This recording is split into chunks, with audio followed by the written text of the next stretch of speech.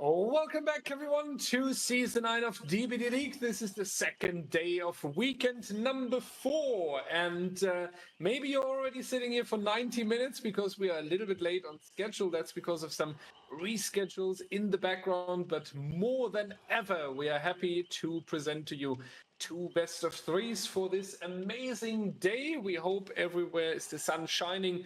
Wherever you're watching this stream from, welcome in. And with me today, the one and only, the legend. You know him as the Bubba main who played in the Odstava showcase and the one with the biggest expertise in this area, the one and only Mathis. Welcome.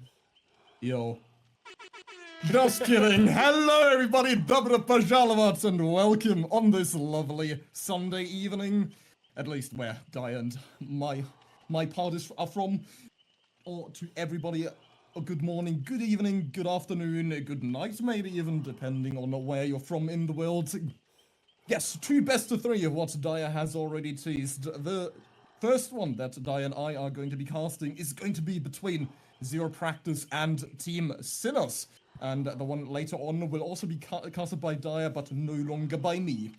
And for the first 3 killers that we've got ahead of us, we've got Spirit, Singularity, and Plague. And you know, Daya, historically, you are always the one that asked me this question, but this time it's my turn to speak. Nice. So I can ask, Daya, what's your prediction for today?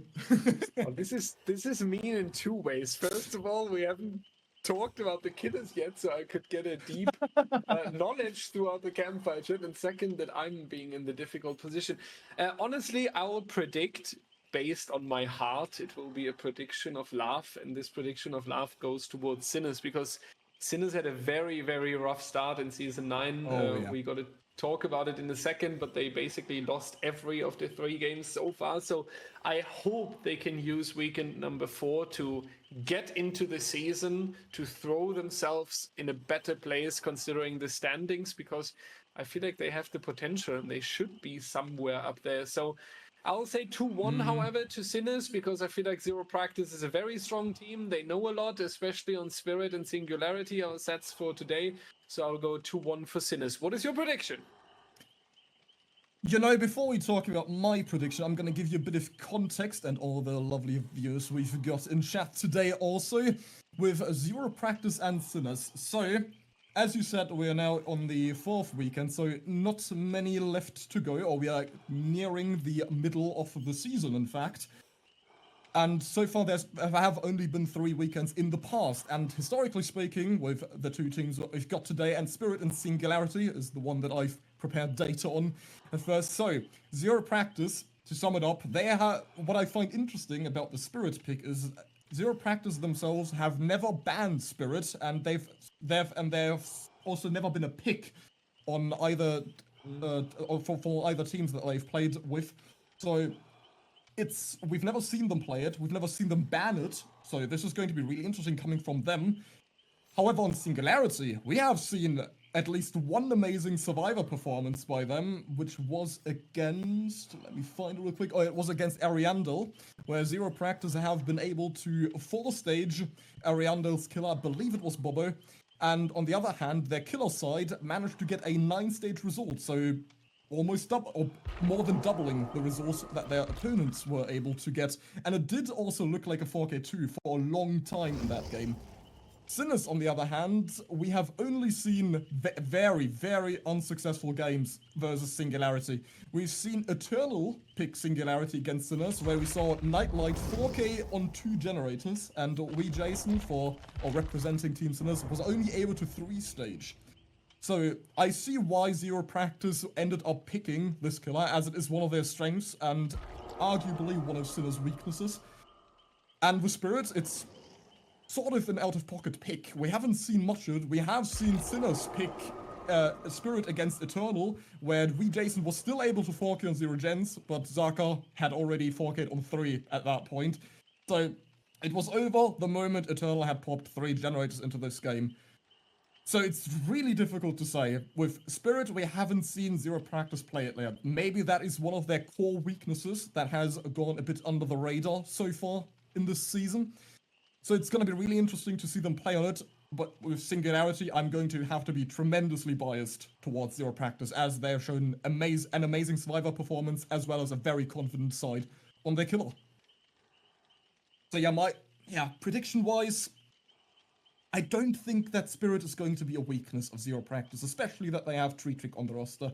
So I am gonna have to go based on recent performances of Sinners and 0Practice, the experience they have on the respective killers.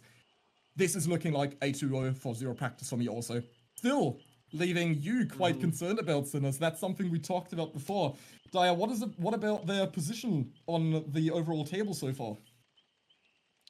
Yeah, and that's the really, really sad thing here. We know that Sinners is representing this South American scene that was not even allowed in a lot of tournaments until, I would say, 3-4 months ago. The Winter Circuit was the tournament where they made the big return to the scene and they were celebrated. And in the Winter Circuit, they have been the team that pulled the most upsets. I'm getting a little bit nostalgic here, but they were almost winning against Elysium last second. They made turns where you were ready to say, well, this is a 4K on 2 gens, and Sinners came out and had something on the table. And it was one of the teams where we said from the beginning, we hope Sinners is signing up for Season 9. We hope they are coming back, because after Winter Circuit, they were a top 3 team. And now we are looking onto the standings. 0Practice, that's interesting enough, is right before Sinners on the 9th place at the moment. Sinners down there on the absolute bottom. Now we have to say, though, that 0Practice at least won a match so far. So they're standing on a 1-2 in the win-loss ratio. And they have taken some sets. 0Practice has won 28.6% of their sets they are playing. And Sinners is not only on a 0-3, considering their win-loss, they are sitting on 0% set win ratio. They haven't even taken one set when they were losing. Sometimes you somehow get this one set and then you're still losing, but you can say, okay, at least there's a set point in the back pocket bumping us in the standings. Sinners has lost 2-0 3 times in a row. And even more interesting is, before anyone says, yeah, well, Sinners had the most difficult start into the season. Yeah, they faced Elysium, and yeah, they faced Eternal. That's definitely 2 deciding factors here. But they also faced Oboy, and Oboy completely without... That's your team, exactly. But even against Oboy, they got really, really dominated. And Oboy would have been a team where I saw Oboy winning against Sinners, and I could see a 2-0 coming, but I was saying, at least against Oboy, after losing against Elysium, now against Oboy, they will put some serious pressure out there. And they took a tiebreaker, yeah, but there was not much to say. So I really hope they are finding this today. Mathis, what do they need, though? What do you expect from Team Sinners today when we are loading in here? What do they need to show in order to take more than nothing? They have really become the underdog team after we've seen them set up such high expectations from previous tournaments. The one that you were pointing out, the most recent DBDLeague tournament just before this. I believe they came in 4th or 3rd overall. They did play the game in the third place playoff, that's it. So they did make it quite high, and they did knock out some promising names back then. So what we need here is nothing less, nothing more than a sort of a miracle story for them to be able to pull it back around. Jason, the little boy from Rosario, here to grasp greatness. That's a Messi reference. I don't actually know where he's grown up, but he is from Argentina, so that's funny now. He has always been this carry or the leader for his team. It's oftentimes said that Jason is sort of the player that managed to get Sinners on a stage this far up, even though I have had with Team Over have had several sad, unfortunate encounters against Venom's Nurse. But now with Jason, they have this incredible variety killer that can practically play anything, and the weaknesses are evened out by his teammates, such as Venom for the Nurse. So Jason has all the time to focus and practice on his strengths, on his M1 killers, because that is going to end up helping out in the in the bigger picture. We see that on practically every team. I mean, even Eternal of Zarka, like it's not just one of them doing everything, and we can. I have the best example also from my team because we have Obi and Dunder playing their respective killers that they feel they are the strongest on, and sometimes, especially in DBD, it's better that you stick with the really strong killers you have, and even further out, or even further out the abilities you have with them, and become as consistent as possible, because that's really what scrimming is all about. You want to always be aware or always practice against certain odds. So you basically want, the aim of scrims is you want to play out every single scenario possible that could happen. So once you are in a tournament setting, you sort of recall the situation from a previous scrim and just play it out and play it better to the utmost strengths that you are capable of showing. And as I'm getting ahead of myself, we are already in game with Jason representing Team Sinners. As I was speaking of the devil just now, against the survivors Kurtzeb, Gutkan, Xizi. I hope that's Xizi, or maybe it's the Russian H, then it would be Xizi, and Sayora. Interesting to see very early on that we see the agitation here. So Jason wants to have a lot of control later on where to hook, and potentially even abusing this shack basement that is in the middle of the Wrecker's Yard, getting a relatively quick injury here 40 seconds into the match, and that's going to be a down. And this is what we expect from Team Sinners when we are seeing the bottom of the standings. You want to break free from there. You want to bump your statistics a little bit, and this is how you're going to start your first trial here. 0Practice survivors just now getting onto the generators, a little bit overwhelmed here even from how quickly Gotkan was put into the dying state. This is what we are here for, and this is how we can continue. We have the Pop Goes the Weasel available as well, so the first little bit of progress that is bumped into this generator can already be put back to 0. Mathis, basement hook for the start in the middle of the Wrecker's Yard. Jason looking very confident here. Pop kick applied. Survivors a little bit slow on the gens. Is this the potential dream start into a win here? Yeah, you might remember I was talking about a miracle that they have to pull off, and this might just be it. This could not be a more promising start for Jason. The agitation, beautiful perk. It helps out so many killers, so in practically any situation, because it just gives you those extra meters you need for the desired hook.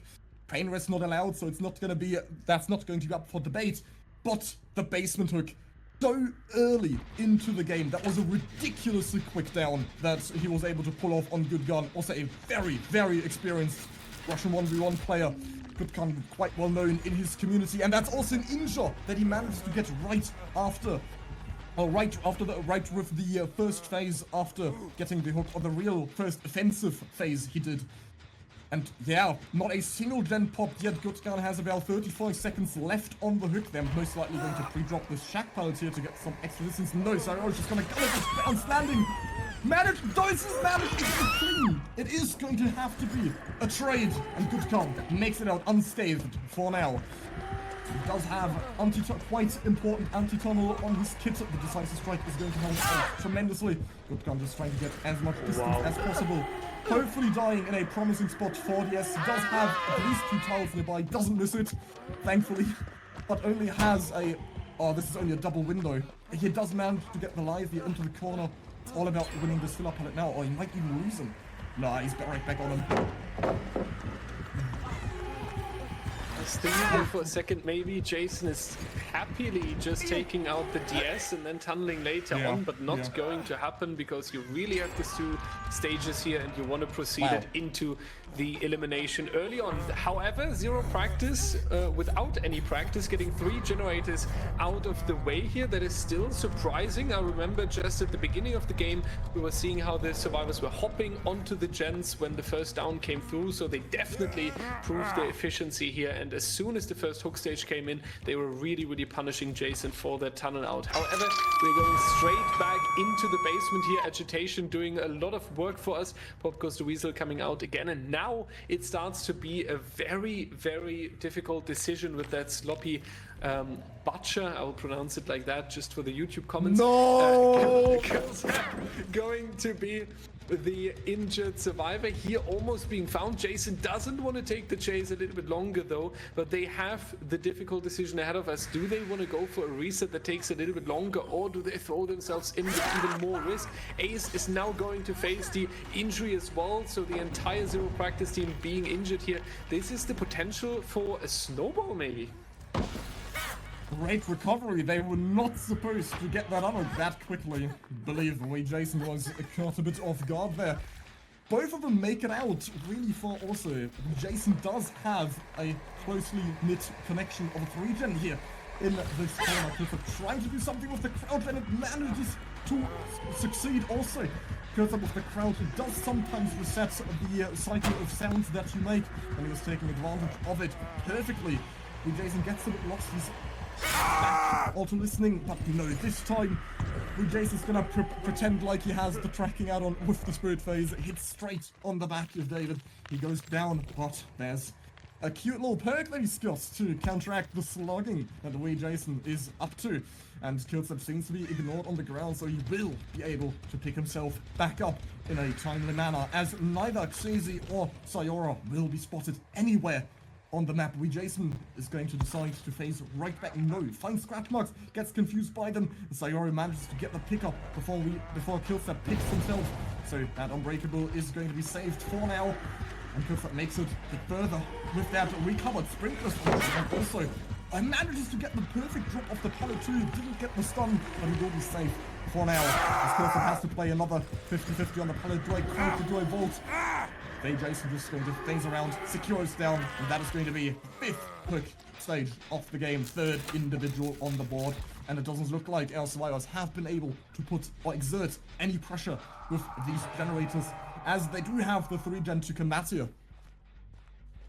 Yeah, I really like to see this confidence, because this time I really feel like that the killer of Sinners is deciding what's going on in the Wrecker's Yard. He's deciding how much wiggle room the survivors get to have time on the generators. He's deciding if they have to go for a reset or what's on their to-do list, at least for consideration. And in the previous games, it often looked like that the survivors are deciding what Sinners killer is doing, and we can only hope that the survivor side of Sinners will find the same strength here. For now, we are going to catch Ice on the edge map. The firecracker is coming out way too late, unfortunately. That's not going to be a threat for Jason. We will reach the shack in time though, going to play around it. We made enough distance. The vault coming in, but that's going to be enough distance to reach the next tile. We do still have a pallet here as well. Going back towards the hook, we do have one survivor cranking out a generator, and it's a very understandable decision right here, prioritizing the objective over the hook teammate and really pushing it towards a win condition where the other team is not able to ignore a 3-gen setup anymore. Unfortunately though, the 5% regression coming in now, and it will be interesting. Is Jason faking going back to the hook? That's going to be what's happening here, but our survivor anticipated that very, very beautifully. Drops the pallet early as well, forcing the pallet destruction here, gains some distance, playing it safe, and it's really important for 0Practice that they have Sayora healthy at the moment to not get more pressure through the sloppy butcher. Beautiful play here on the jungle gym as well. Yeah, will 0Practice get another generator? Potentially all the generators being done with a chase like this. They definitely get more time for themselves. We do see the unhook and the reset in the distance. Potentially Ace will find the reset as well. So Sayora actually doing a lot for his team here. This is starting to look like a 4K2, what should be a 4K1, considering the 3-gen that he still has available in the corner that Xazy is currently looking at. And that one isolated generator is one they should pop. However, it took so long for them to get the unhook, which comes to show, as Xazy is going down in the background. I still need to acknowledge that, as Jason was able to get a very fortunate phase into the middle of the map, and then hears them from very far away. Killstep is trying to push the win condition down to the 4K1, as is most likely the best result they can go for, because of the 3-gen in the corner. we see how powerful this hill hook can also be. Besides just the basement hook, it took so long for Xeezy to get the unhook onto. Took so long for Xeezy to get the unhook onto Killsap. He even went second in the meantime, and Jason still had time to get a hit on Sayora and continue the chase, and only then was he unhooked. So their reaction time should have been much faster on it. However, Xeezy was injured, and they didn't know exactly where Jason was because of also the faking he did with his phase. So Jason played this perfectly, getting really lucky with the hit and also putting him into the position that he exactly needed to secure his 4K1, which is going to be the predicted or the to be anticipated result after seeing the 3-bet that he had available with the 3v1 enforced. And as we now see Jason confirm all his kills, the sucking out doesn't matter anyhow, considering the rule set. And just for the record, because I also don't exactly know how you're supposed to pronounce the Xeezy name, if it's Russian, then it's the best that we could probably go with is like Chiezi. Or maybe it's Xeezy, maybe it's Xeezy. Just, at least I said all the variations, so... I must have at least... At one point, yeah, I must have been... one of them must have been right. So, I'm set. A little bit of a multiple choice exam here to pronounce the name correctly. You have so many you just get the phonetics, or the phonetics transcript there, and then you just have to click on what's right. But very, very insane performance here, and I'm really glad to see it so far. We were just talking about how important it is that Sinners makes some sort of a comeback here, and we are already close to talking a comeback into Season 9 because we are at the 4th weekend. We are playing 9 weeks, so basically it's almost halftime here, and this is the confidence we were missing a little bit, and this is the confidence we are used to when we talk about Team Sinners from the winter circuit in DBDLeague. So glad they picked that up again. Now it's for their survivor team to pop all the generators. Definitely going to be a potential there for 0Practice to avoid that, because whenever you have the win condition of all generators, there might be a great 3-gen spawning somewhere that you can make advantage of. Maybe a survivor at the beginning is not aware, then dying inside of the 3-gen, or considering the perk, we might see another agitation here, as it's quite common on the Wrecker's Yard, and then carrying you over to this 3-gen with the agitation, hooking you there and controlling this area. Jason definitely doing a lot for his team here. Sinners can be really proud of the killer player. We will have to find out who's going to play the Spirit for 0Practice and what they are offering us. Win condition for Sinners will be all generators completed. We always appreciate win conditions like that. They make it very easy, but if Sinners can meet this win condition, this is a question we will answer you right after a short break.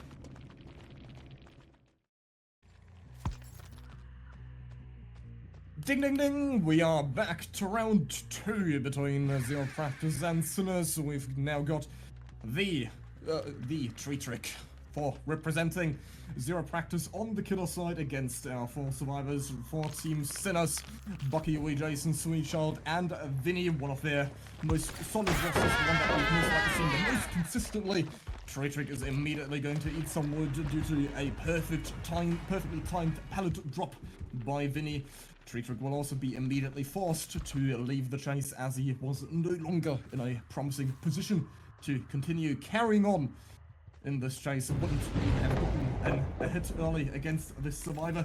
And I was about to talk about the perks, but his build has just been reduced to 3, and if you count out Corrupt, then that's only going to be 2. Did use the win, still has the agitation and Sloppy Butcher, so relatively similar to the build that we saw in the previous game. Tree Trick also a very early lunge around the pallets, with Cloud just going to hold on W around the tile, now trying to sneak away. Sounds like it. Oh, he has been successful. In fact, that is a huge start for Team Sinners so far. 2 chases already given, both lost. That is extremely unfortunate for Tree Trick. But Sweet Child will continue carrying on. Bucky will be the first one to draw blood. And that is, Sweet Child immediately running into the hat. The Scrimpus ready with the fixated, and the drill not going to be enough to get as far away as possible from Trick in time. 3 hinges now. You know, I spoke too soon. Wow. Shouldn't have said that he is having a bad start. Now he's all of a sudden getting a tag on every single healthy survivor, which is always the biggest challenge for any Spirit player to go through, as you have the least amount of sound as they are still healthy, and when they become injured, it becomes a very easy spiel to continue. And Trick still finding the next survivor, and they have to focus on resetting for now, because 3 injuries is not something you can tolerate against Spirit. Yeah, I feel like Trick took that very personal, what you said about the difficult start. It was immediately getting a little bit angry. They really great comeback. That was a dominant start from Team Sinners here.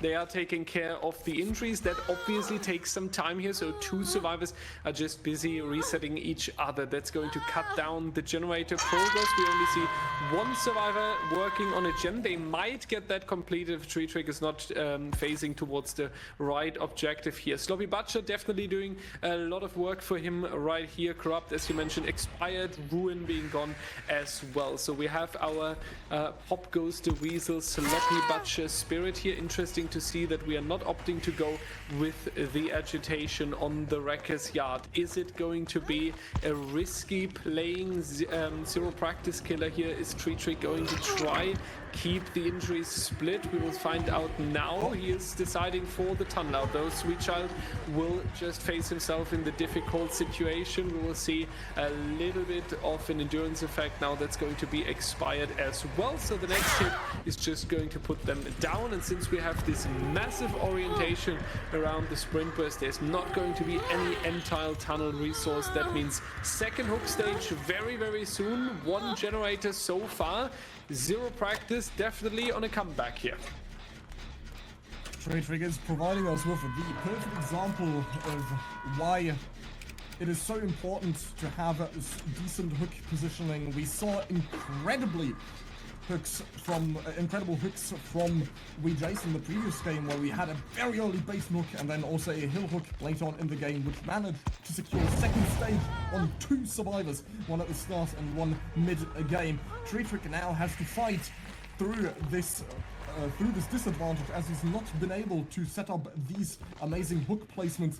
But on the other hand, he is not tunneling out the DS, so Sweet Child is most likely going to leave this trial comparatively quicker than our good count from the last trial. Trick is also just going to immediately hit Jason, and the ping comes through. He will not be able to get the timer. It is going to be a slap straight from Moscow all the way to Buenos Aires.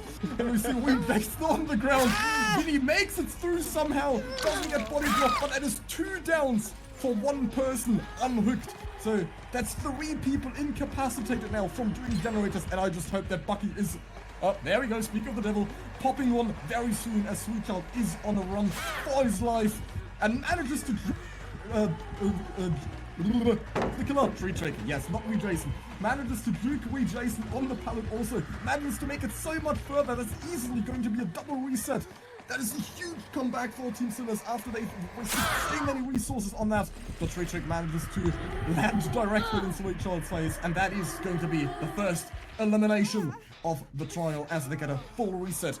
However, Trick's constant hits that he manages to secure with the Sloppy Butcher also has put our survivors behind space so much, as they are constantly busy with the resets, and a generator is very close to popping. Trick does not find the furthest progressed generator right off the first phase, so this is going to put him behind by a mile. Manages to see scratch marks in the corner, but that pop is going to be wasted, and it's perfect. It is the injured survivor, exactly who we wanted to find. All those medkit charges wasted by Sloppy Butcher, and now also inevitably the down. Jason bites the dust as we see the 3rd generator pop. 1 more for the tie and 2 for the win con. Yeah, absolute worry rising up in me here about the survivor team of Sinners, because that one decision where they took the 2 downs just to unhook the survivor that was then not having the longest chase was a lot of risk here. They can be lucky that they found back towards the reset and are now able to stand here with 2 healthy survivors next to the hooked Jason. We will need 2 additional generators to get the set point. However, 1 more gen and then a 4K would be a tie. We would still move on to the Singularity and only replay the Spirit if necessary to determine a winner in the best of 3, but still there would be at least some success, I feel like, for Team Sinners here, making sure that 0Practice doesn't start dominant into the set. However, we are spotting Bucky. That will very likely just going to be a trade now in order to get Jason off the hook. Winnie therefore able to work on a generator here. We do get the down. Jason, we actually go into a chase with them. That means that Trick is ready to take a little bit of risk here, trying to make it as threatening as possible. Moving on to this tile here, little take on the window by Jason, but that's not going to be enough to throw off the Spirit, and the rotation for the heal is already coming in. Vinny needs to be careful to not reveal his position too early in order for Trick to go for a slug, but Trick is expecting the survivor to still be on the generators around here. So Sinners also not smashing or greeting that 4th generator in order to at least reach the tie here. Tells me that they are confident that they can solve the task with 2 survivors together, but if Bucky would be spotted immediately, which is right the case here, this is now maybe leading towards 0Practice actually winning the Spirit set. Check him PC, check him underwear. That was an amazing phase just now that we saw by Trick. I've hardly ever seen him play Spirit. He was not on my radar as this incredible Spirit player, but his phases have been so on point this game. And it is very much looking like a 4K2 that he would possibly be able to get here. Considering also the fact that this is Sinner's pick for the killer. And we are seeing incredible altruistic availability. That's just a statistic I just made up. I hope that's something that we can work with. Altruistic availability as in they are very quick to react when altruistic actions are required, or they're putting these the healing perks and the healing variety to the next level. We saw the double slug, also beautiful by Vinny here, just stands still on the tile after leaving the scratch marks behind by a couple of meters. Amazing speed that we've seen so far by Sinners. We had the double down, but they were both back on their feet within about 20 seconds. And if we remember the survivor performance by 0Practice in the previous game, it took them about 80 seconds to get our poor kill set off the hill hook that we had in the middle of the game, which also gave Jason so much time to check on the isolated generator far away from his 3-gen, as it was 2 generators remaining, to force a hit onto Sayora and a soon to follow down on him also. And now on Trick, his phenomenal phases have put our survivors behind by so much. And now 2v1, our Spirit has full control over the generators. Trick knows exactly what generators are being pressured, where the progress is located, doesn't exactly know where our survivors are, has lost track of them a little bit, but considering his tracking so far, it shouldn't really be a problem for him to find a chase in the near future. Really all comes down to how well our dear survivors can play out this 2v1. It is all on Bucky, it is all on Vinny. The last 2 standing, and they've got a couple of generators progress that they need to push past the 100% mark to at least force the tiebreaker. So no matter, so if the next 2 sets end in a winner on either side, and there would still be a reset on the Spirit set, maybe one of the sides has been unlucky. I would probably say that Sinners have so far been a bit more unlucky despite their amazing start in their respective Spirit rounds. But yeah, this is no DS on the first tunnel out, and now locked in another 2v1. Yeah, that's crazy. They played such a good killer game, and then they were coming into this survivor round, and they were not handing any injuries in the first 2 stages, and then things unfortunately went wrong. That was the moment when we had 3 injuries without any generator being there as a counterplay. And now, ladies and gentlemen, keep in mind, Winnie doesn't even have access to the hatch in terms of winning this match.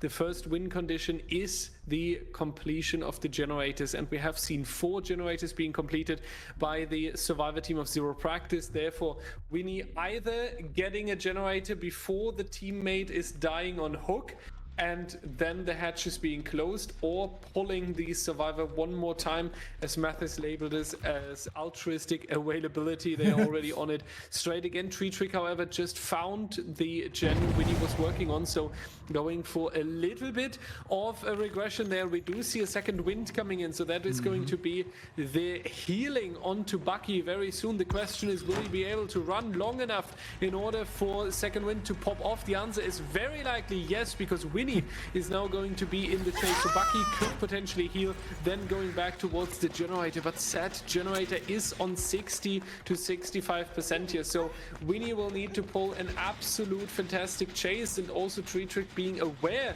what generator Sinners is currently progressing, so he's not just going to overcommit to a chase, instead rotating back towards the bottom side here of the Wrecker's Yard and going to regress. That we are starting a new generator with 20% of progress. Very understandable decision here now to split it between two survivors, because Trick can certainly not split himself, but Mathis, really honestly spoken, I feel like the tie on the Spirit set is the only realistic chance that Sinners still have.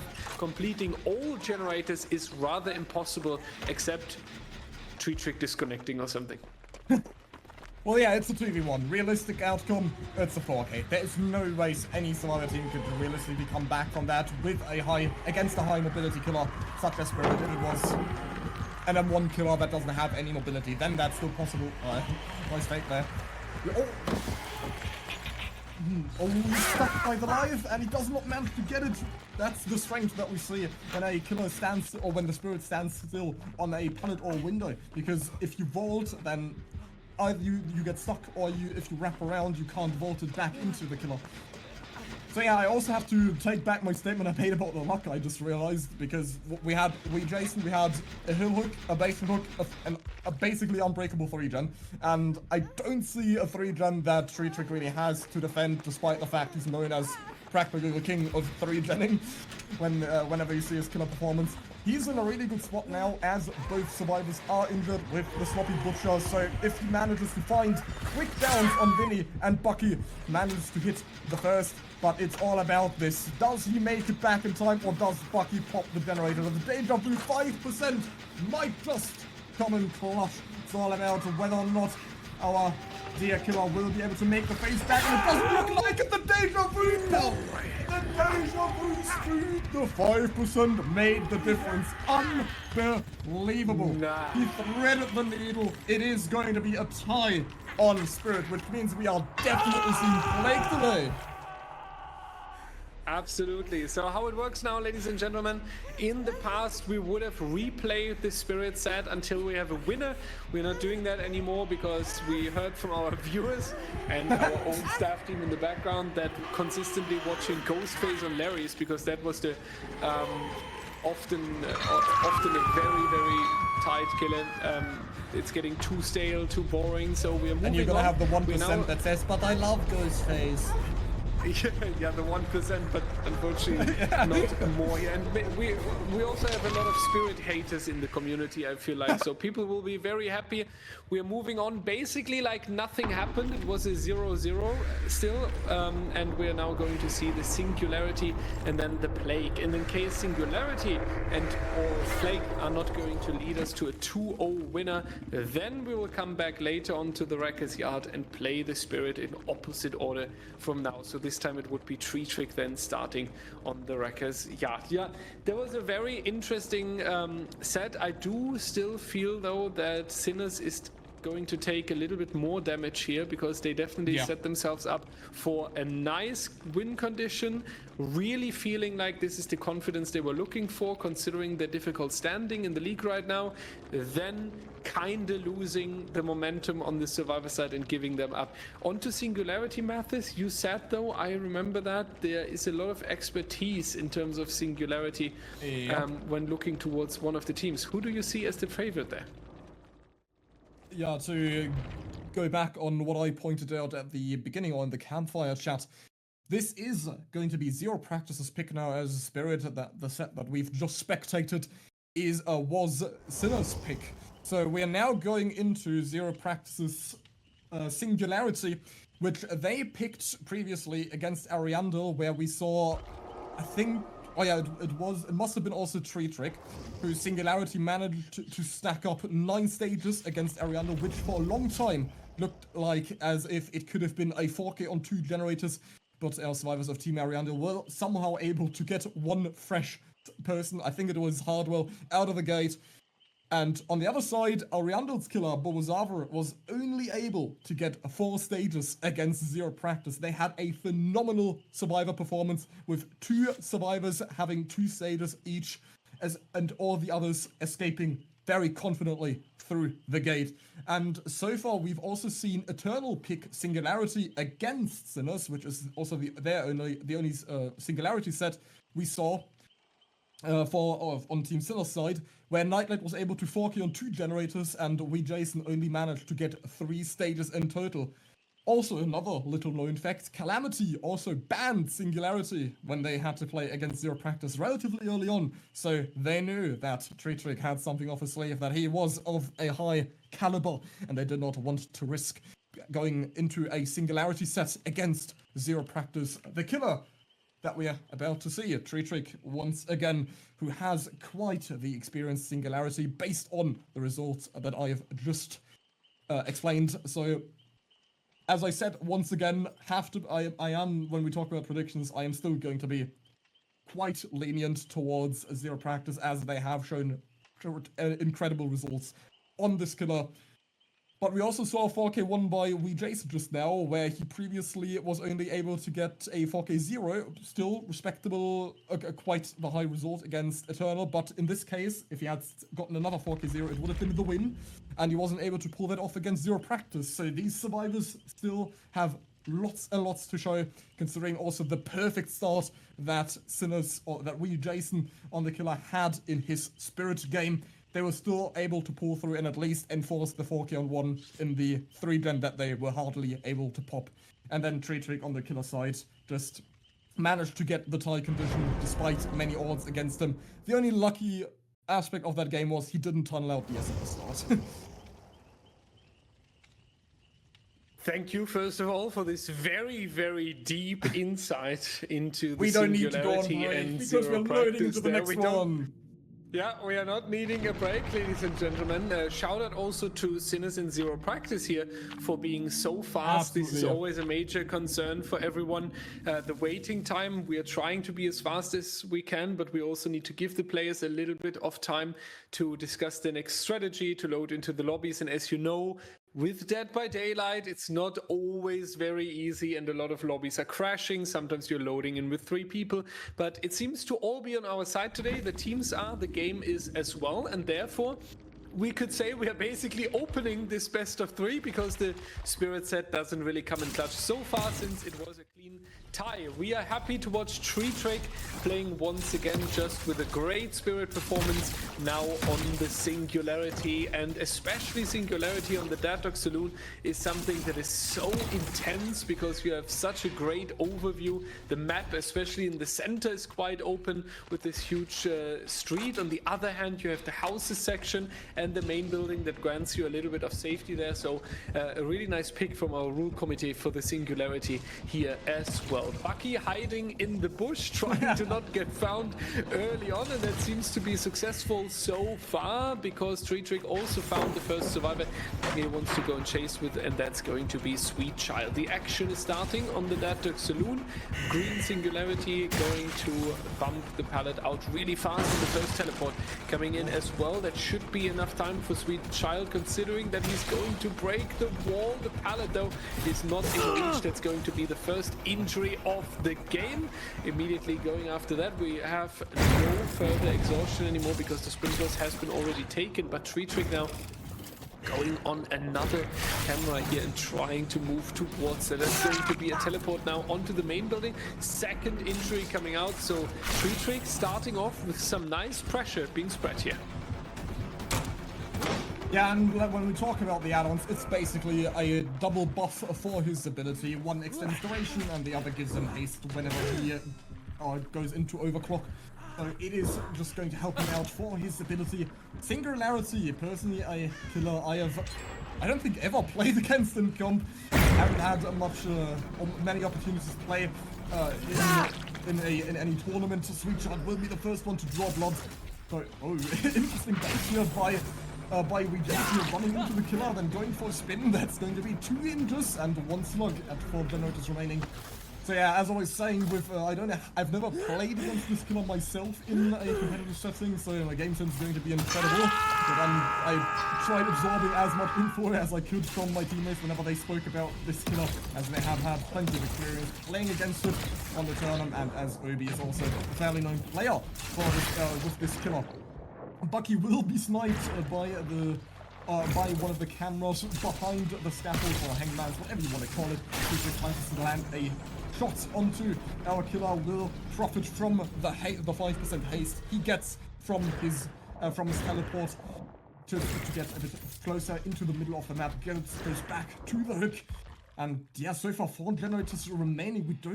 We haven't really seen what generators are progressed. We only see 10% on 2 generators that our survivors are currently working on. Bucky will be able to barely get the other as Trick teleports right on the back of our ace player. And also, as we saw him hiding at the start of the game, that's a perfect portrayal as to why Dead by Daylight is pay to win, because that skin can only be acquired when you buy the Off Flesh and Mud DLC with the Hag and Ace. So if anybody's wondering where this incredibly popular torso for Ace was going to come from, it is part of the DLC, and Sweetchild is just completely demolished by Trick, or as Nigel will say it, demessing destruction. So Sweetchild is just going to go down right back through the unsafe pallet in the corner, and that is going to be the second stage of the game as we see our first generator get past the 50% mark. Yeah, and it's important once again that Sinners is not forgetting about their homework, and that is completing the generators here, because we are doing a lot. We're doing some chases. We are definitely going for some nice unhooks here. We are considering the resets. All of that is being taken care of.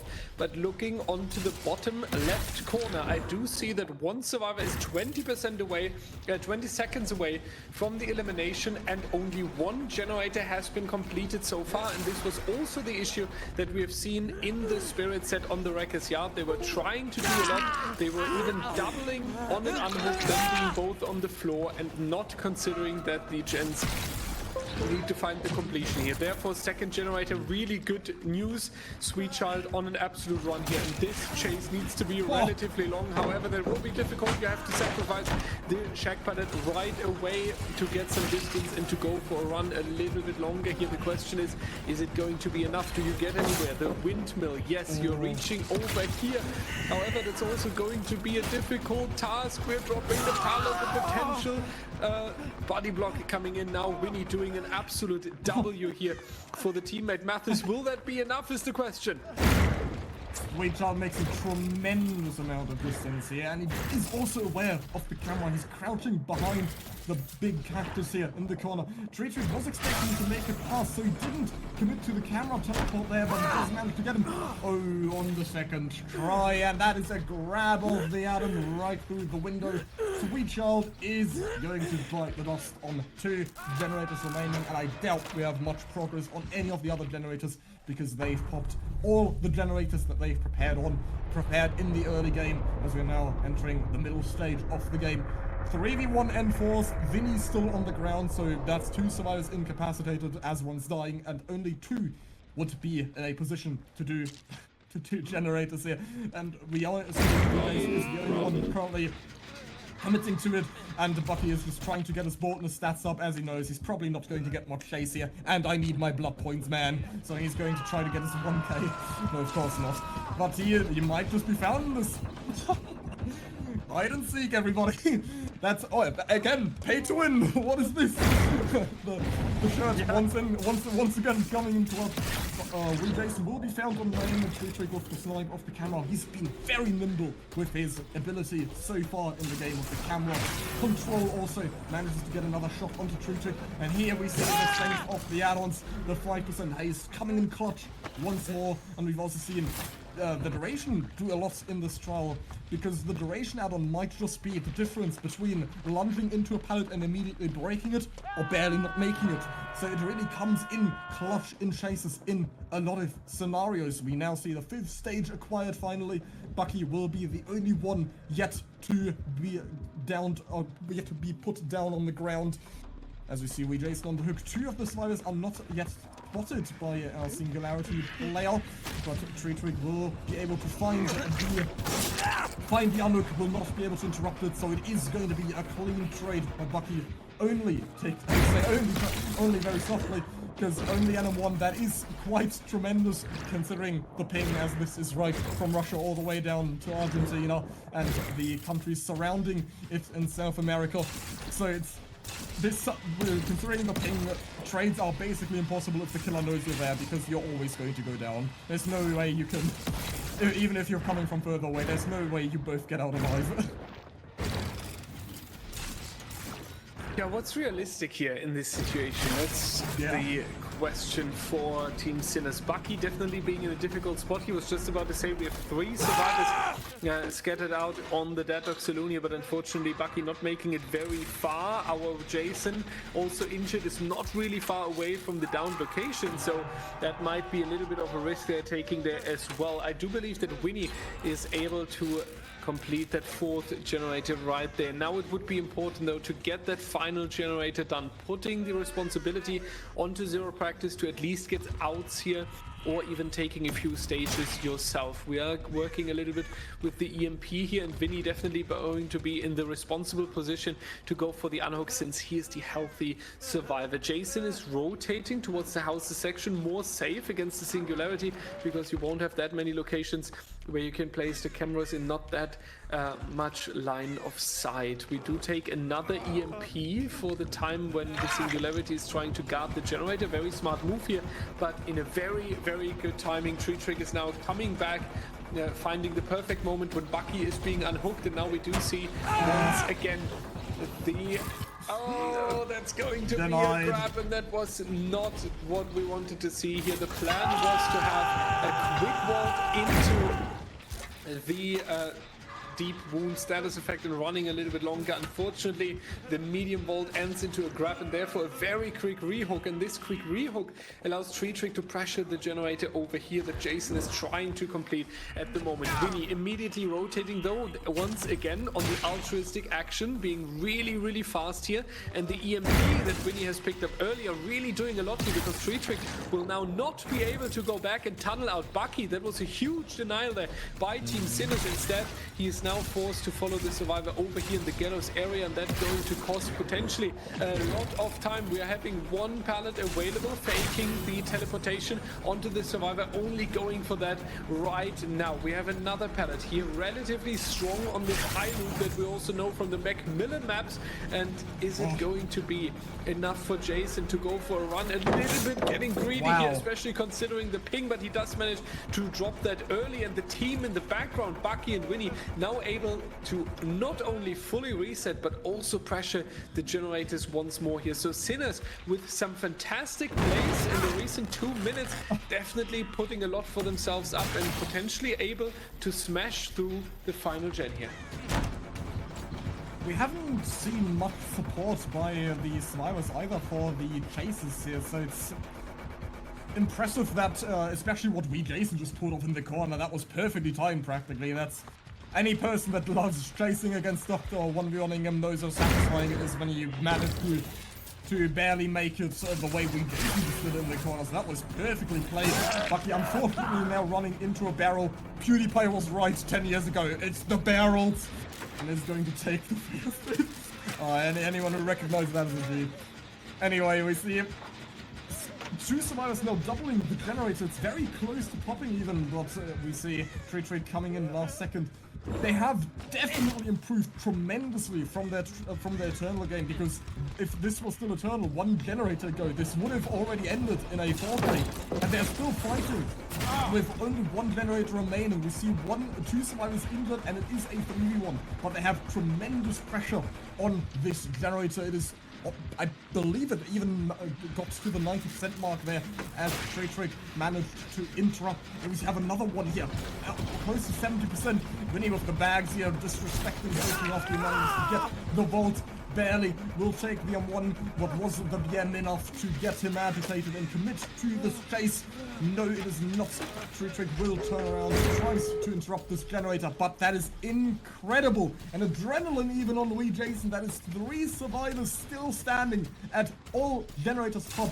He does still have the no one escapes death up his sleeve if he even manages to get any value from it, because he only finds the injured survivor in the corner, sees the lit totem here in this chase as well. Vinny goes down, the no it is revealed to all survivors in case it was not yet called out.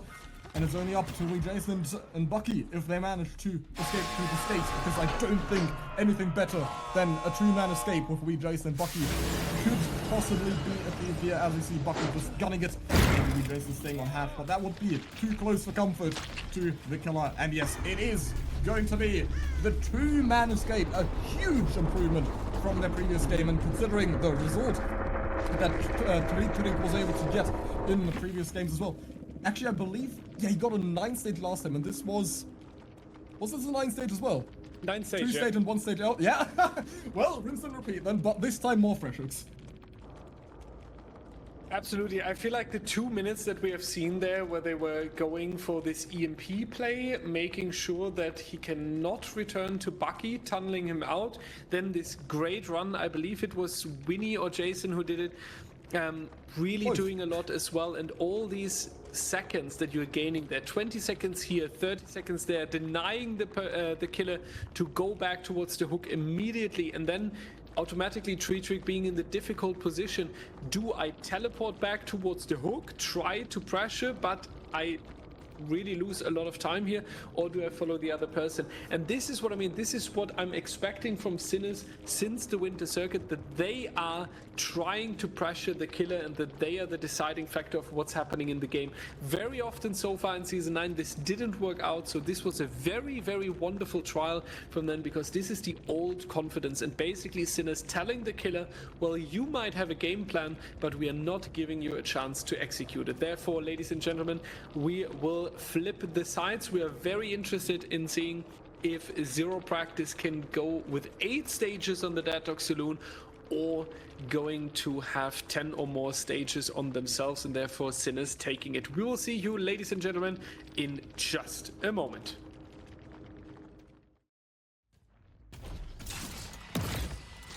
Welcome back, everybody, to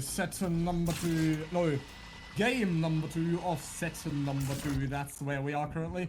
Singularity on the rematch. Now we see Team 0Practice on the Survivor side with the amazing spectator block where everything around you is illuminated.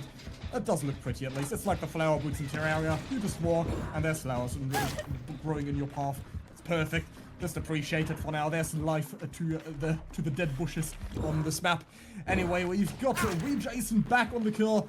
The win condition for Wee Jason is to get at least 10 stages on his side. 9 stages would be the tie, and 8 stages would be a win for the Survivor side. And historically speaking, we are also coming, the survivors of 0Practice are coming into this game from a 4-stage game against their previous opponent on the Singularity, when it was last week against Ariandel, where they managed to 4-stage Bobozavis Singularity. So they are looking very promising on the survivor side, but we cannot ignore the fact that Sinners have improved so drastically.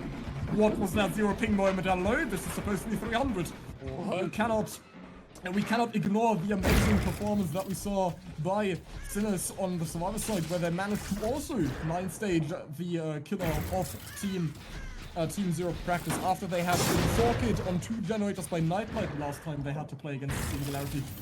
I have no idea how Supercon wasn't hit just then. I'm pretty sure his lunge was cancelled because it did end a bit early, or it looked like it at least. Because I also heard you was audibly confused.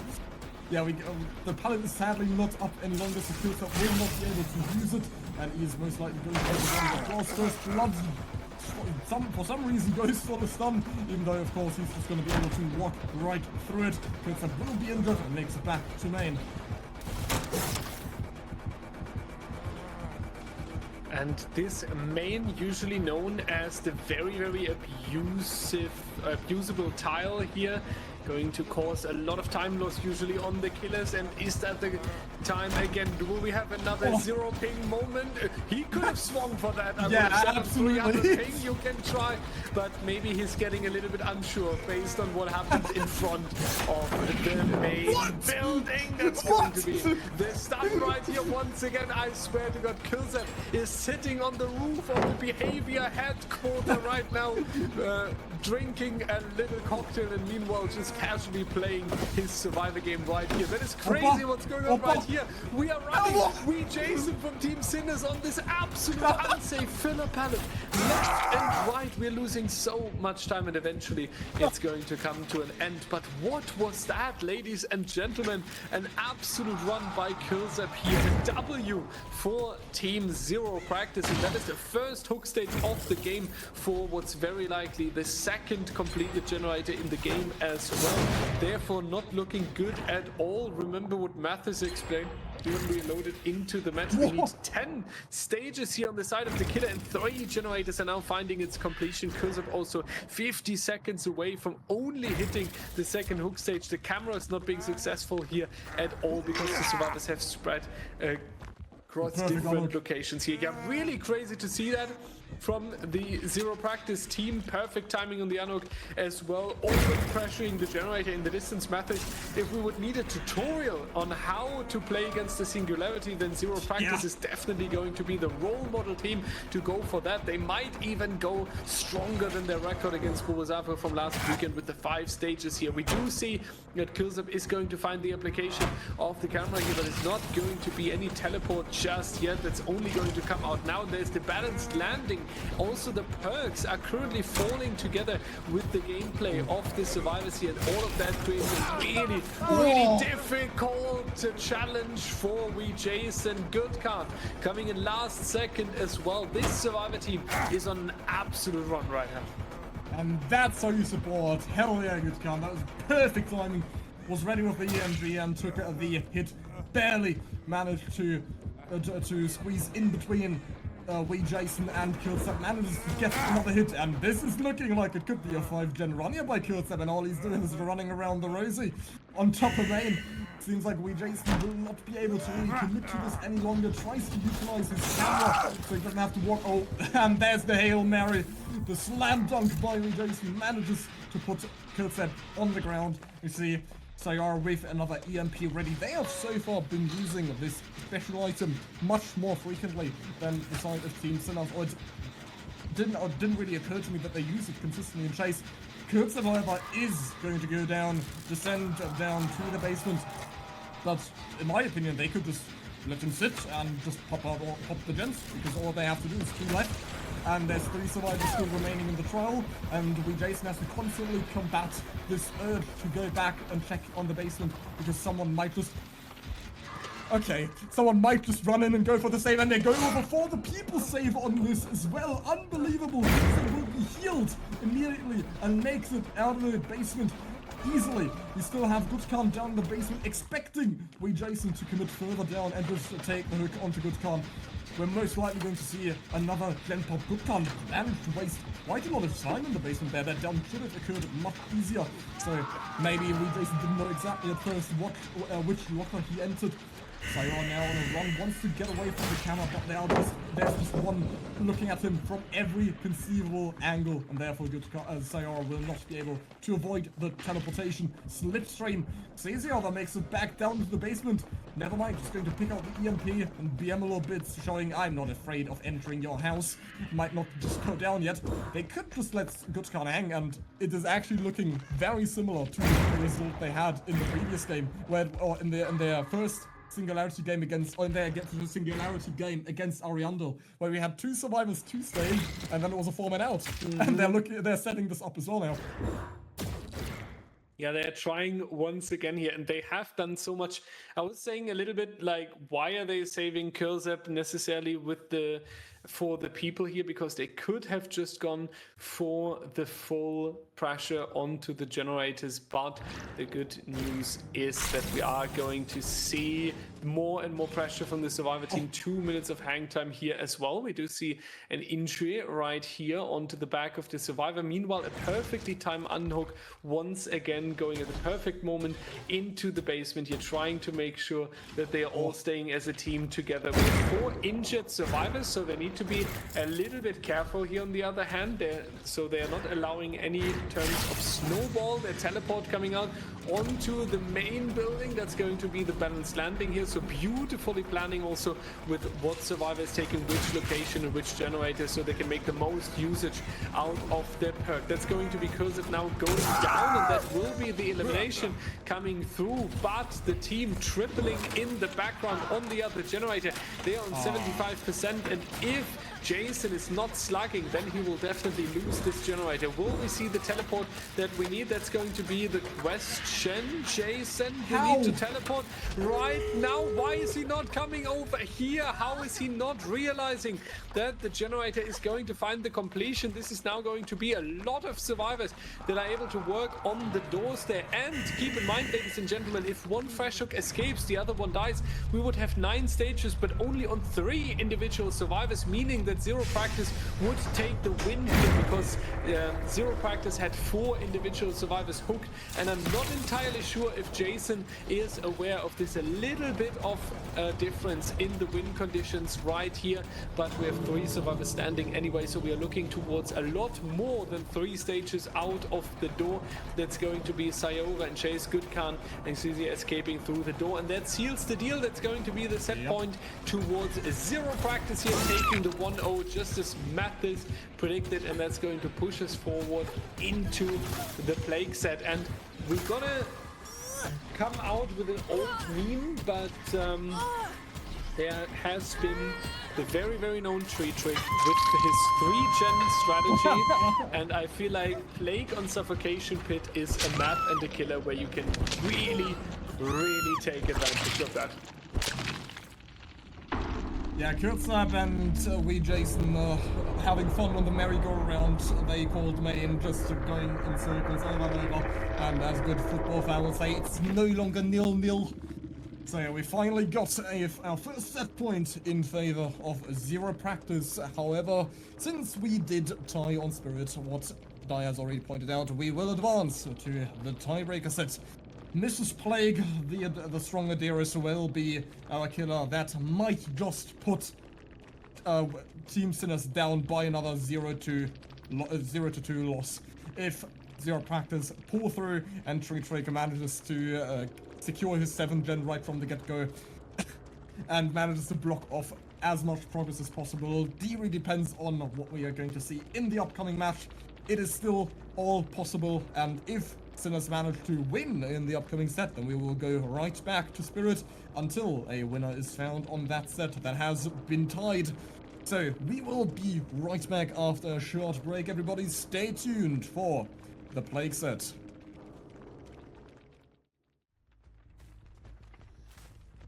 How much did the Survivor team practice? Was it nothing, or at least a little bit? That's the question we have to ask 0Practice after they just showed us a very phenomenal Survivor side on the Dead Dog Saloon against the Singularity of We Jason. And We Jason will come out as the killer once more, this time on the Suffocation Pit as the Plague. Is it going to be a 2-0 for Team 0Practice, or will we go back towards the Spirit, and will Jason put his Survivor team in a good spot with a good win condition? So far, we're going to see a couple of pukes here and there for the information purposes. Nothing too crazy so far. The usual setup, and once again a balanced landing coming in clutch on the side of 0Practice. We really have to point that out though. The Survivors of 0Practice really able in this trial on the beginning and in the previous trial to make the most value out of the perks, always having the right person in the right location to take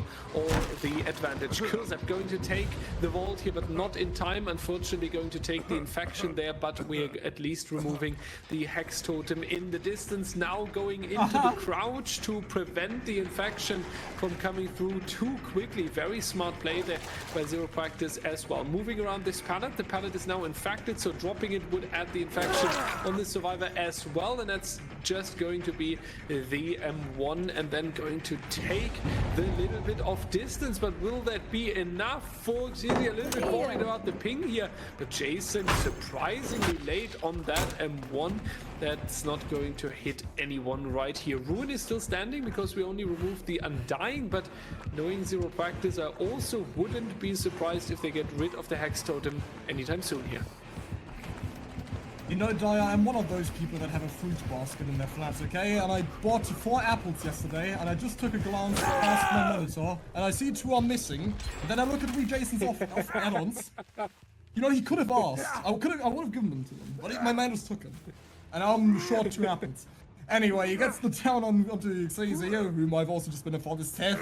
He changed his name. The sequence player has been down in the background, so that is going to be the first stage. And 4 generators remaining. Also, we Jason with just an amazing perk build. 4x is up and 3. Crowd control is already down. First Pentamental will be lit and puked on. The Corrupt Plague will also be immediately ingested. However, that unhook was a bit too quick for comfort for Jason. He was not able to interrupt it in time. So he's not going to profit from it as much as he could have with considering he could have even get a double injure off the hook. Sayara, beautiful. Okay, he's just gonna puke while looking down while he's in the animation of stopping. Yeah. Anyway, that was an amazing idea by our survivors of 0Practice, really putting their name to shame, because that's something you kind of have to choreograph beforehand, where we see Seth run through the pallet and a second survivor coming in for a potential pallet drop to stun the Plague out of her ability. But Jason actually anticipated it, which just shows incredible game knowledge and his awareness of what survivors at this high level try pulling off to deny a Plague her ability. That is going to be the second stage onto Seth on the same hook also. So this is obviously our poor victim that is the object of obsession for Jason, the survivor he wants out as fast as possible. And because of the apples he took from me, he's got plenty of pools nearby to consume and defend this hook to Plague's utmost strength and efficiency. Still going to take a quick look at the generators on the main building side of the map. He only has 1 on the shack side, so he must still have a 4-gen up on the upper half of the map, or which is considered the upper half of the main building side. So it is incredibly unfortunate for Jason that he has to commit to this chase on the shack building side, because there is absolutely nothing that our killer can defend here simultaneously. No option for multitasking, as Seth now also forces the death down in basement, going to waste so much time, and our survivors are going to pop 2 generators from it, breaking the 4 and even the 3-gen on the main building side, having a beautiful split with 1 generator next to Shack and the other 2 around the main building. So this is practically now undefendable for the Plague, unless Jason manages to get a couple quick downs. A couple of quick downs is definitely what we would need here, but unfortunately we don't have the power. We only have the Pentimento available. That's going to be a little bit of a slower repair time there for the survivor team. All of them infected, all of them broken, so you rather drop the pallet as early as you can, taking the distance here. And now is the question, how quick will 0Practice be on the generator? We are only starting the 5th one. We mentioned it, the setup here really hard to defend, so that's definitely going to be an advantage for the survivor team. But since we just started it and Pentimento coming in clutch, we are talking about almost 2 minutes of repair time here for 0Practice. There needs to be a long run by Sayora. We have seen some incredible chases before the totem being broken though, but that might be on cost of a down here, because of dropping the pallet immediately. Was probably expecting that Jason would try to swing right through it, and therefore going down here behind the main building. That means that Sayora has to stay around, taking the responsibility of the unhook and really spreading the pressure, because between the unhooked survivor on the top side and that survivor that is working on the bottom side, 60% on the generator so far. Plague very likely crossing now towards the bottom, trying to stop stop that generator, and as soon as they do that, Sayora would need to pull up and go for the unhook. Is that going to happen though, is the question, because Sayora is now being in chase in the midsection. Not the most optimal position for a survivor to be in chase here, because Jason right after the down could go towards the bottom side, but the grab of the locker comes out really smart here. Jason anticipated the time being slim and does go for the final generator, but it will be completed regardless. Now is the question though, will 0Practice be able to somehow make a comeback here, or will we just see a clean 4K on all generators completed? That's going to be the big question here, and considering that Gutkan doesn't have the largest amount of distance, I would say we might be able to end it right here. I'm quite in awe that they even went for the win in the first place, since they had such an incredible gen split. So putting himself into that position, Kurtzab really was playing with fire there, and sometimes you get burned.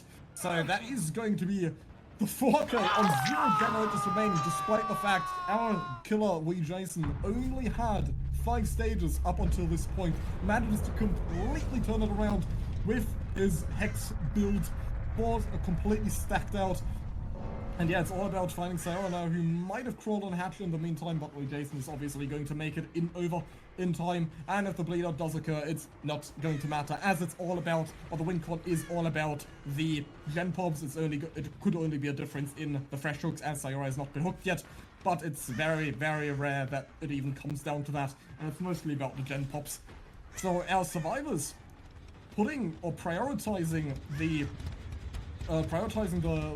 popping the last generator under any circumstance, that shows tremendous confidence in their killer player, Trick, expecting that he can easily 4K this on with generators remaining, or at least one generator remaining.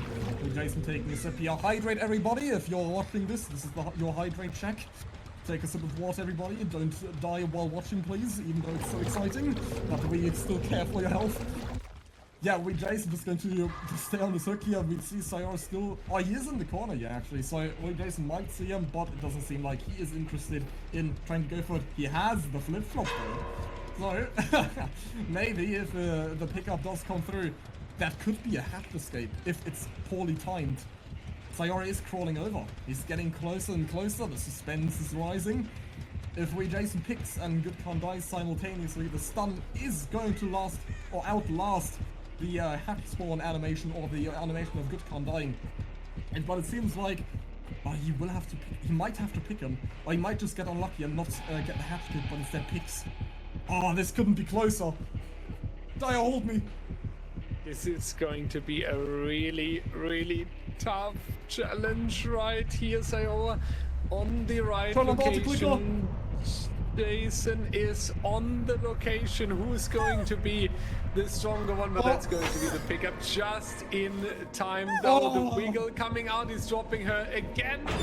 That's not going to be quick enough on the crawling there. That was a photo finish between Sinners and 0Practice here. Really, really good match, but also very clear win condition once again. Let's go for a DBDLeague ladder match right here. 1v1 between Sayora and Wee Jason. Will this be a run for the gods? Will it be a little bit of proud being restored? The answer is no. Yeah, you can already put them until you get the timer. I started the timer 2 seconds ago. I'm seeing 2.29. Amazing.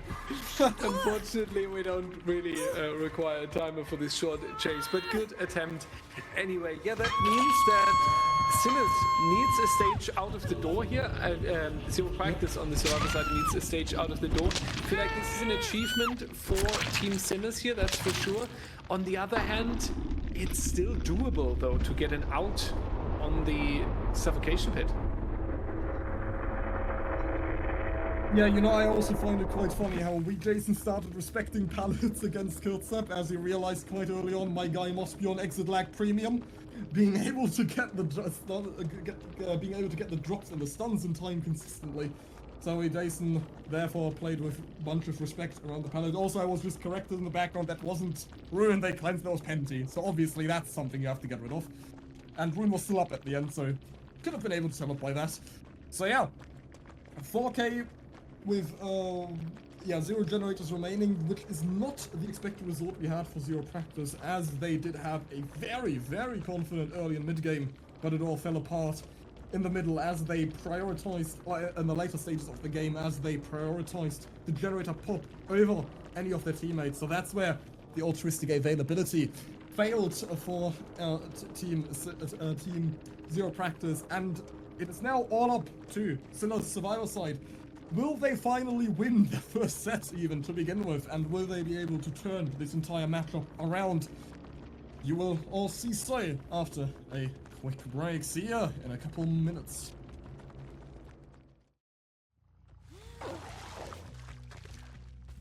Why is my fruit basket empty? He took the last 2 apples I had left. What am I gonna do with my vitamins? I'm going to deplete. Anyway, welcome back to round number 2 on set number 3 with the plague between 0Practice and Team Sinnoh. So we've got Trick representing 0Practice on the killer side against Sweet Child, Bucky, Wee Jason, and Vinny, and not to confuse with Vine Source Vinny, in case you watch other big streamers on Twitch. But yeah, Trick will be able to find a place on an ninja much quicker than Wee Jason did in the previous game, but all of a sudden it kind of escalated on his trial. We did see a very dominant survivor performance by 0Practice in the early and middle stages of the game, and then all of a sudden fell apart in the later stages of the game when they prioritized popping the last generator, which was what they at least did succeed with. So it really comes down now to whether or not a single stage will leave this exit gate, because that would hit the nail in the coffin for Team 0Practice, and it would be the nail in the coffin for the Team Sinners, because that would be the 2-0 loss for them. So it all comes down to Trick once again, as we've seen several very dominant killer performances by him, and we're now just going to see a bloodlust attempt by him in the corner of the map against Bucky on the pillar, which is rather safe though, so he would have to go up to at least the other space to get this on. But then ping again.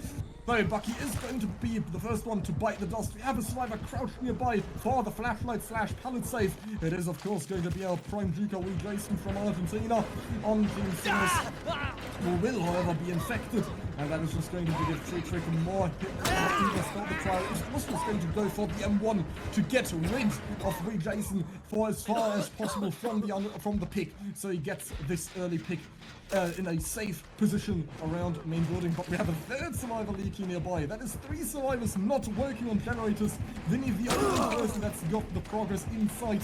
And Sweet Child will also be injured immediately after, so Bucky should now finally be able to be a safe pick. And nope, we've got Wee Jason right back on the other side of the pallet. He is really thirsty for this. He does not get the pallet save, or flashlight save, so all of that wasted time for no purpose, sadly. It did keep our killer at bay for a long time, but at what cost? He is the only person working on a generator in this entire intermission.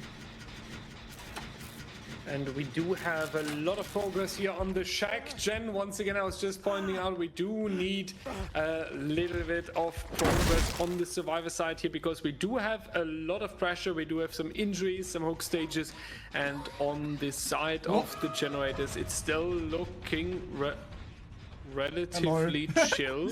Jason just not going into the chase here with Trick. Trick decides to just take a quick look and then going back, being a little bit too worried potentially about Bucky being taken off the hook. But now it's turning into a dangerous matter here for Jason, because the power has just been picked up. Is Trick able to catch any survivor with the power here very soon, since they are lurking around the hook? That's going to be the difficult question here. Second hook stage very likely coming through, because now also Jason had to pull away from the generator up here. The main building area has turned into a very difficult zone, and in all this, our 3-gen god Trick has a very beautiful setup.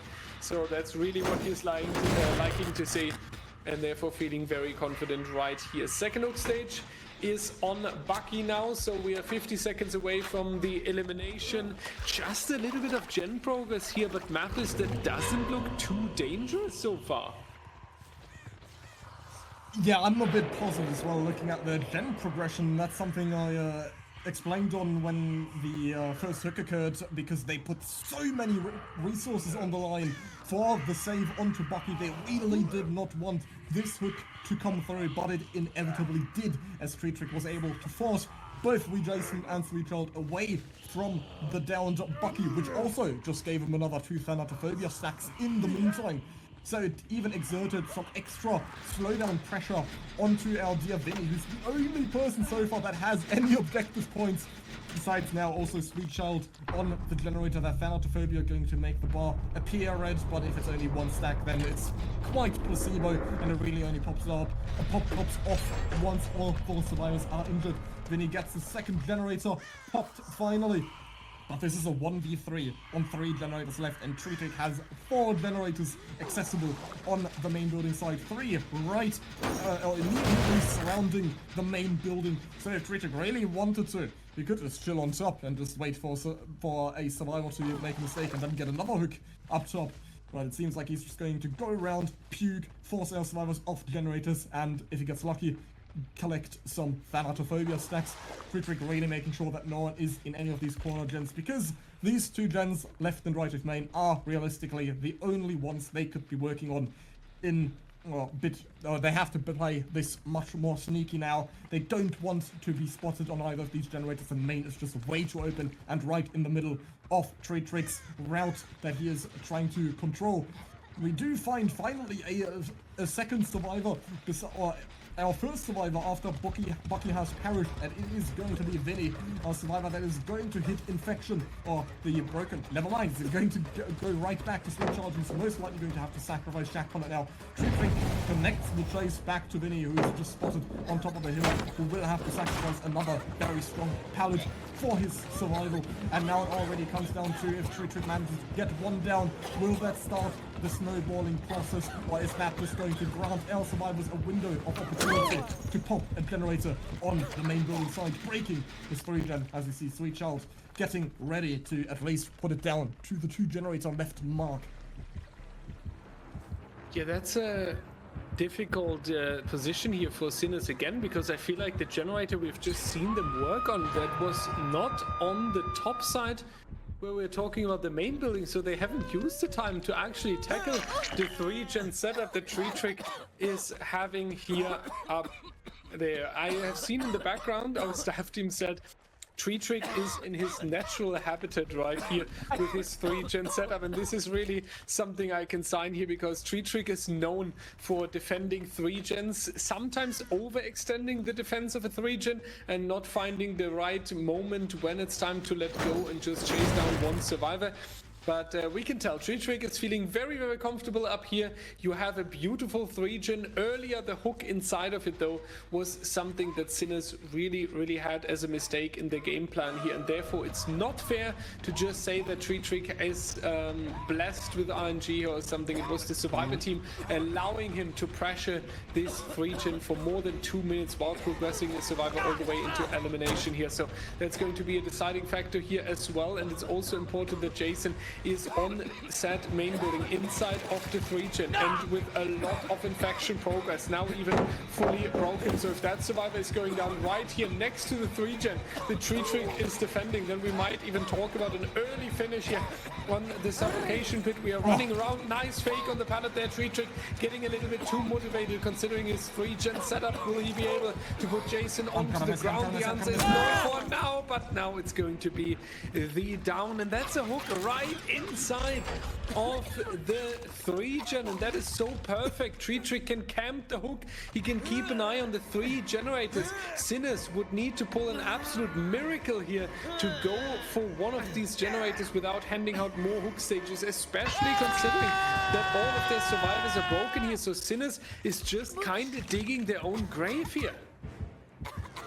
I also like the hook placement. It's sort of teasing for the survivors even. It's he's not hooked deep into the 3-gen, but it's just in front. So you can go for it safely. Come on, I'm not going to drop, and then he just strikes out of the shadows, but it does seem like the overcommitment to Vinny is going to backfire, and Sweet Child will be able to rescue Jason off this tedious hook right in the middle of the main building side. However, he has his ability ready now. It is gotten ready to be unleashed onto our survivor team of Team Sinners, and it seems like Jason will be the one in chase as Sweet Child managed to hide behind main and wasn't spotted immediately. So all that really happened here is that Treater went down further towards the shack side of the map. In the meantime, he gave Sweet Child the opportunity to unhook, but he came right back to down said survivor. So which probably altogether also took about a minute, so neither side really lost or gained much time here. Despite the only thing that's really profitable for our killer is that he has his ability now, maybe for another 10-15 seconds, that he can try to exert some extra pressure onto our survivors that might still be working on this side of the map. Sweet Child still even going for this unhook as Vinny is spotted in the corner of the map by a tree trick that has unfortunately just lost his ability, and he will now walk straight into the killer. Breaks the pallet for now, so he's not going to be pestified in the near future for any longer. Is now really trying to get this down onto Vinny. Spots an injured Sweet Child as well. Has knowledge of several injured survivors on top of the main building side here. Tries to flick his camera to get the down onto Vinny and demolishes him straight through the pallet. Tree trick with another slap straight to Brazil from Moscow. Manages to get the down onto Vinny, and it is now back in Sweet Child's hand to extend or postpone his down, so Jason may pick Vinny in the meantime. And we're trying to play the patience game around the pallet here. Sweet Child not dropping it so far, but Tree Trick now getting a little bit too fast for him and getting ahead of the survivor. Back into the main building, trying to cut off the two survivors. Just took care of the pickup and are now running into the midsection, and you can already tell, ladies and gentlemen, Sinners is just running after the pressure that Tree Trick and Team 0Practice is putting on their shoulders here. This has nothing to do with the survivor team bullying the killer or deciding what's possible and what not. They're not in charge of the generators. They're simply trying to survive a little bit longer here, being on edge all this time, and this is not how they are winning this game on the suffocation pit. They need to progress the generator. At least one additional generator is needed here. On the other hand, Tree Trick now has moved on the other side of the map and decided to go for Jason and on a longer chase here, and we can only hope that he's considering carefully that the other two survivors are bumping their energy and their resources into the generator here. So this rotation back towards the main building is very needed, but damn, it was almost too late here. There is going to be 75% of progress into that final generator. One overextensions again, and Sinners might go for the tie here. It is simply stunning how Jason manages to pull off these types of chases, considering the ping he's on. He is the magic man like a Lionel Messi, and it's just unbelievable how he managed to get past those two pallets he had in the corner unscathed. Did not go down. That's it. Tree Trick put everything on that downer, almost even sacrificed the set altogether. Jason's chase almost even won them the first set point that they are yet to try to get in DBDLeague Season 9. But Tree Trick is now going to get his down, his first hook onto Sweet Child. All he really needs, though, is another elimination to really have Team Sinners between a rock and a hard place, and that one they could not really escape from ever. So it's all comes down to, will Tree Trick be able to get his second elimination? And it looks like, pretty sure he could have swung there even. You should be able to get the down onto Vinny now, finally giving him two incapacitated survivors. Spoke too soon, however, as Sweet Child will be rescued immediately by Jason. Could not have been timed better as Vinny tried to make it up as far as possible in the map. And Tree Trick will be able to secure another hook, and it's only still second stage onto Vinny. No one's dead yet. We have Jason and Vinny both on their final breath. Still, if they go down another time, one more time, they will both be eliminated. And Sweet Child, the only person that could potentially give another stage before he also perishes. Yeah, will they be able to somehow pull the absolute miracle here? The answer is very, very likely no, because with this down right here being in time and Tree Trick not wasting any additional seconds, it's going to be straight to the return onto Sweet Child here, and that's a big meaning, because that means 0Practice is going to take the 2-0 here, and Sinners is actually staying at the bottom of the standings with 0-4 on the match win ratio, 0% set wins as well. It's a debacle what's happening here in Season 9, and it's so sad to see after the Winter Circuit performance. Mathis, looking on the trials we have seen today, what is the issue on the side of Sinners? What do they need for week 5 to finally wake up here? You know, I caught the 2-0, so I'm happy my prediction was accurate. It's really difficult to say. We had stellar performances by Tree Trick. I did not expect him to be that powerful in school. I've hardly ever seen him play. I couldn't even remember a time in the past when he actually played Spirit. I haven't really seen him play before. So that was probably quite upsetting for Sinners that they dropped, or they didn't win that set, because as it was their pick that should have been won, they should have won, but it only ended up in a tie, enforcing the Plague for the tiebreaker, which is going to be in 0Practice's favor, as the M1 killers is something that the Russians love practicing from experience, given the 1v1s they also do. It's hardly ever about Nurse and Blight. It's always about, you know, the Doctors, the Wraith, and the Trappers. So this is obviously something they will come into with much more experience than a team that is mostly built around these ability killers with Wee Jason's Blight and Venom's Nurse as well. Something that they usually come in to much more prepared, but Wee Jason's plays, those were miraculous, especially the one at the end there with the double generators. You know, I have been making this comparison to the Argentinian football national team, and that just applies one more time here. You did ask what they could improve on. Well, they have Wee Jason, they have found their Messi, but this isn't looking like a 2014-2018 Argentinian side where it's just this one core player that practically does everything. And Sweet Child needs to become Alvarez, Bucky needs to become Lautaro Martinez, and Vinny needs to become Emiliano Martinez. So they have their full squad, and it's not just one player that they can all really trust on. As we've seen, Wee Jason is always the one that stands out, and there need to be other players that also try to push their way further into the spotlight. And even if it's just one or two more players, I believe they could have easily won even this matchup too, considering how close it was on the previous sets.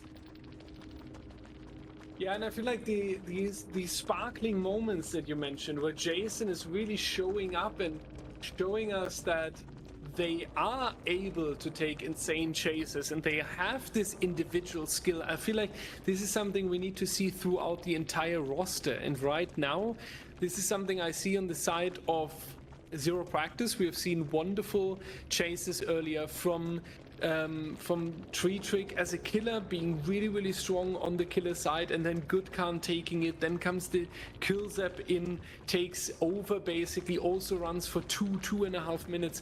And this is really what it's all about, having this individual skill expression shared with your entire roster. And unfortunately, Jason definitely sparkled here and they definitely stood out today, taking the responsibility, playing a lot of good killer matches, and on the survivor side as well. I'm just missing this overall spirit, this overall oppressive motivation and skill that they showed us in the Winter Circuit, where they smashed the teams in the lower bracket left and right and made a return all the way into the top 3. This is kind of missing, and we can only hope that Sinners is finding it back here. Big shout out to them. Definitely a very great team. Hopefully in week 5 this will all come to an end.